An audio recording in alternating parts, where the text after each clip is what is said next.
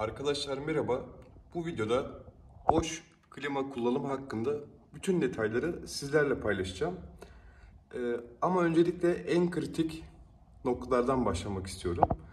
Mesela kumandanız çalışmıyor. Bu klimayı nasıl açacaksınız? Kumandanın pili bitmiş olabilir ya da arızalanmış olabilir. O ana kadar arkadaşlar şu şekilde klimanızı açabiliyorsunuz. Şuradan kaldırın ve ardından bakın şurada Auto Cool tuşu göreceksiniz. Buna bastığınızda son ayarlarınız gelecektir ve klima açılacaktır arkadaşlar. Şimdi kumandalı bir şekilde anlatıma geçelim. Arkadaşlar kumandamız şu şekilde. Bakın üstünde şu tuş kapatma, açmaya yarıyor. Yanındaki tuş modu ayarlıyor, onu anlatacağım. Şu uyku modu. Şu saat ayarlama. Bu dereceyi bakın yükseltme, azaltma. Şu fan ayarı tuşu. Bastığımda fanın arttığını göreceksiniz. Şu salınım tuşu. Buna bastığınızda salınım aktif olur. Bastığınızda salınım kapanır arkadaşlar. Bütün bu ayarları kullanım kılavuzuna bakarak sizlere anlatıyorum. Şimdi şu tuş en son ayarlarınıza geri getirir. Şu turbo tuşu daha hızlı soğutma ya da daha hızlı ısıtmayı sağlar. Bu led, bakın şurada led yanıyor. Bastığınız zaman bir kere bu led kapanır. Bir daha bastığınızda ise açılır arkadaşlar. Şu en çok sorulan modlardan biri. Bu klimanın kendini temizleme özelliği var. Clean'e bastığınızda içerisindeki yağ, kir, tozu bir araya getirerek temizliyor. Tabii dış ünite temizliğini sizin ayrıca yaptırmanız ya da yapmanız gerekiyor. Clean'e bastığımız zaman SC tuşu çıkar. Self Clean. Yaklaşık 20 dakika ile 45 dakika içerisinde Self Clean iç kısımdaki alanları temizler. Kullanım kılavuzundan bunun açıklamasını okuyorum arkadaşlar. Siz de isterseniz. Self Clean'de nasıl bir işlem görülüyor diye. Cihazda evaporatörü otomatik temizleme fonksiyonu bulunmaktadır. Otomatik temizleme tozu, küfü ve yağı dondurur. Ardından hepsi hızlı şekilde çözdürülür ve sıcak hava ile kurutulur.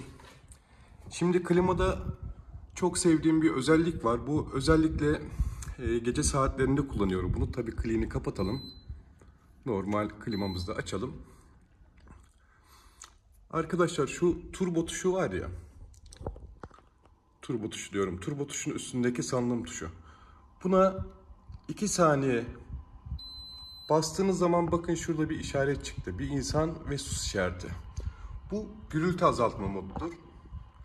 Gürültü azaltma modu açıldığında hem fan sesi azalır hem de dışarıdaki makinenin sesi azalır. Bu da daha rahat bir şekilde uyumanızı sağlar. Gerçi boş klimalarda çok fazla ses ben algılamıyorum ama yine de çok ufak tıkırtılardan rahatsız olanlar olabilir. O yüzden bu özelliği de sizlere anlatmaya çalıştım. Sonra yine çok hoşunuza gidecek bir özellik daha. Yani kullanacağınız bir özellik. Turbo tuşuyla clean tuşuna basılı tuttuğunuzda arkadaşlar kumanda kilitleniyor.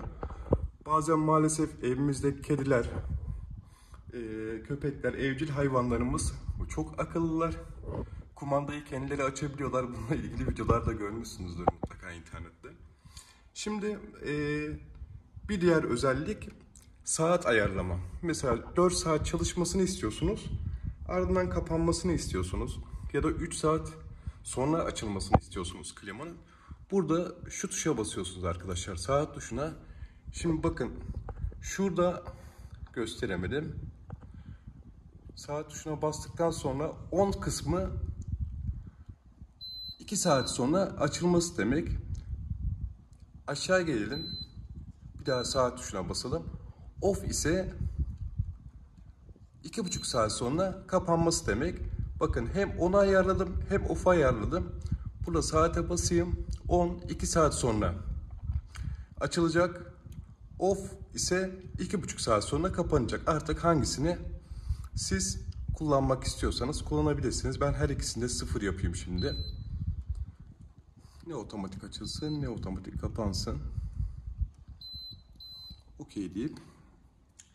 Başka hangi özellik vardı? Arkadaşlar şu swing tuşuna bastığınız zaman 5 saniye boyunca size odanın sıcaklığını gösteriyor.